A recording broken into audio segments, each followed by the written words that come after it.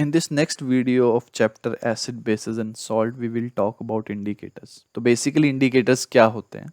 जो इंडिकेटर्स हैं वो सब्सटेंस हैं जो ये बता सकते हैं कि जो कोई भी हमें सोल्यूशन गिवन है वो एसिडिक बिहेवियर शो कर रहा है या फिर बेसिक बिहेवियर शो कर रहा है। अगर मैं इंडिकेटर्स के टाइप्स की बात करूं तो हमारे पास नेचुरल इंडिकेटर्स होते हैं, हमारे पास ऑल्फैक्टरी इंडिकेटर्स हैं, हमारे पास सिंथेटिक इंडिकेटर्स हैं और हमारे पास यूनिवर्सल इंडिकेटर्स हैं। तो अगर मैं डिटेल में इसको डिस्कस करूँ तो सबसे पहली चीज़ है हमारे पास नेचुरल, फिर ऑल्फैक्टरी, फिर सिंथेटिक एंड यूनिवर्सल। अगर मैं नेचुरल इंडिकेटर्स की बात करूँ, ऐसे इंडिकेटर्स जो हमें नेचुरल सोर्सेस से मिले हैं उनको नेचुरल इंडिकेटर्स बोलते हैं। जैसे लिटमस हो गया, टर्मरिक है, रेड कैबेज है, चाइना रोज है, ये सारे के सारे जो है नेचुरल इंडिकेटर्स हैं।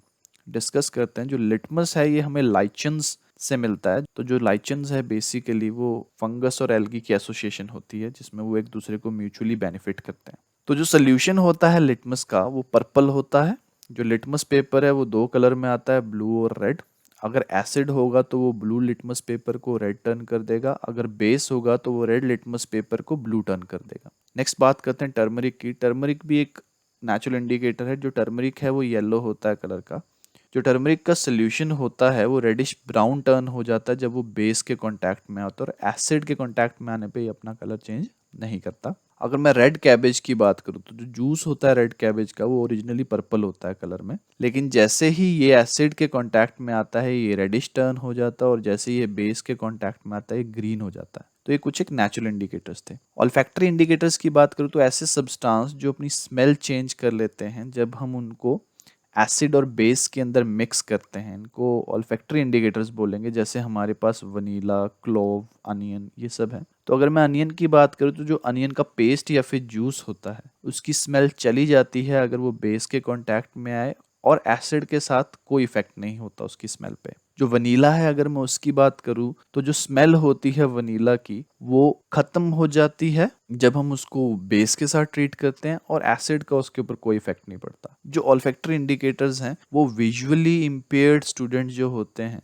उनके लिए ज़्यादा अच्छे तरीके से हेल्प करते हैं जब उनको आइडेंटिफाई करना होता है सब्सटेंस को कि एसिड कौन सा है और बेस कौन सा है। अगर मैं सिंथेटिक इंडिकेटर्स की बात करूँ तो जो सिंथेटिक इंडिकेटर्स हैं उनको हम लेबोरेटरी में सिंथेसाइज करते हैं। जैसे फिनोल्फथलीन है हमारे पास, मिथाइल ऑरेंज है। अगर मैं फिनोल्फथलीन की बात करूं ये कलरलेस लिक्विड होता है, ये कलरलेस रहता है एसिड में, लेकिन ये पिंक हो जाता है जब भी इसमें बेस ऐड किया जाता है। जो मिथाइल ऑरेंज है उसका ओरिजिनली जो कलर होता है वो ऑरेंज होता है, ये एसिड के साथ रेड टर्न हो जाता है और बेस के साथ ये येलो टर्न कर जाता है। जो नेक्स्ट मैं बात करने वाला हूँ वो है यूनिवर्सल इंडिकेटर के बारे में। अगर मैं यूनिवर्सल इंडिकेटर की बात करूँ तो उससे पहले इसकी रिक्वायरमेंट क्यों है। Litmus paper, phenolphthalein, methyl orange जो हैं ये हमें ये बताते हैं कि जो सोल्यूशन गिवन है हमारे पास वो एसिडिक है या बेसिक है, पर ये स्ट्रेंथ के बारे में कोई आइडिया नहीं देते कि जो हमारा एसिड है उसकी स्ट्रेंथ कितनी है, जो हमारा बेस है उसकी स्ट्रेंथ कितनी है। स्ट्रेंथ और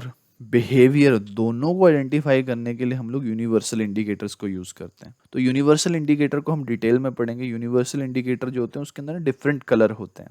1 से 14 तक के जो पीएच हैं, हर पीएच लेवल के लिए अलग अलग कलर होगा हमारे पास। जो यूनिवर्सल इंडिकेटर होते हैं वो स्ट्रिप्स में भी मिलते हैं और सॉल्यूशंस में भी मिलते हैं। जो यूनिवर्सल इंडिकेटर होते हैं वो कॉम्बिनेशन होते हैं बहुत सारे इंडिकेटर का। जैसे कि हमारे पास उसमें मिक्सचर होता है water, propanol, phenolphthalein, sodium salt, sodium hydroxide, methyl red, bromo thymol blue, monosodium salt, thymol blue, monosodium salt. तो ये इन सब का मिक्सचर होते हैं। जो हमारे यूनिवर्सल इंडिकेटर होते हैं उसके साथ एक कलर मैचिंग चार्ट दिया जाता है हमेशा। जैसे ये मेरे पास यूनिवर्सल इंडिकेटर का कलर मैचिंग चार्ट है। तो हम देख रहे हैं जो कलर है वो रेड से लेकर ब्लू तक है, और बीच में purple, orange, yellow, white, green, ये सारे के सारे जो कलर्स हैं वो अवेलेबल हैं। तो हर कलर जो है वो एक अलग पीएच लेवल को बता रहा है। नेक्स्ट कुछ एक क्वेश्चन डिस्कस करते हैं हम एनसीईआरटी टेक्स्ट बुक के। तो बेसिकली क्या है, हमारे पास दो सोल्यूशन है ए और बी। जो पीएच है सोल्यूशन ए का वो 6 है और जो पीएच है सोल्यूशन बी का वो 8 है। अब ये पूछ रहे हैं इसमें कि कौन से सोल्यूशन के अंदर हाइड्रोजन आयन की कंसंट्रेशन ज्यादा होगी,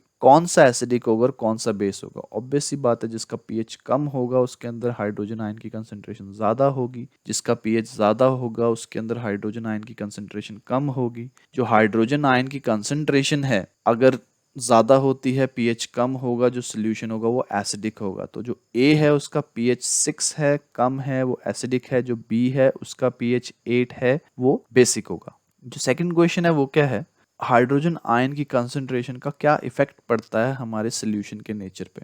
ऑब्वियस सी बात है, अभी अभी हमने पहले वाले क्वेश्चन में भी यही डिस्कस किया। जो कंसंट्रेशन होती है एच पॉजिटिव आयन की, वो वेरी कर सकती है। जैसे जैसे हाइड्रोजन आयन की कंसंट्रेशन जो होती है वो इंक्रीज करती है, जो सोल्यूशन होता है वो एसिडिक होता जाता है। और अगर हमारे पास हाइड्रोजन आयन की कंसंट्रेशन जो होगी वो डिक्रीज करती जाएगी, तो जो हमारा सोल्यूशन होगा वो बेसिक होता जाएगा। Do basic solution also have hydrogen ion? If yes then why are these basic? जो हमारे पास सोल्यूशन होते हैं उनके अंदर दोनों होते हैं, हाइड्रोजन आयन भी होते हैं, OH नेगेटिव आयन भी होते हैं। लेकिन बेस के अंदर जो हाइड्रोजन आयन की कंसंट्रेशन होती है वो कंपैरेटिवली लो होती है as compare to hydroxide ion. जो नेक्स्ट क्वेश्चन है हमारे पास वो ये है, under what soil condition do you think a farmer would treat the soil of his field with quick lime और स्लेक लाइम और चॉक? तो बेसिकली जो सॉइल है वो एसिडिक है इम्प्रॉपर कल्टीवेशन की वजह से, और बेसिसिटी को इंक्रीज करने के लिए जो फार्मर है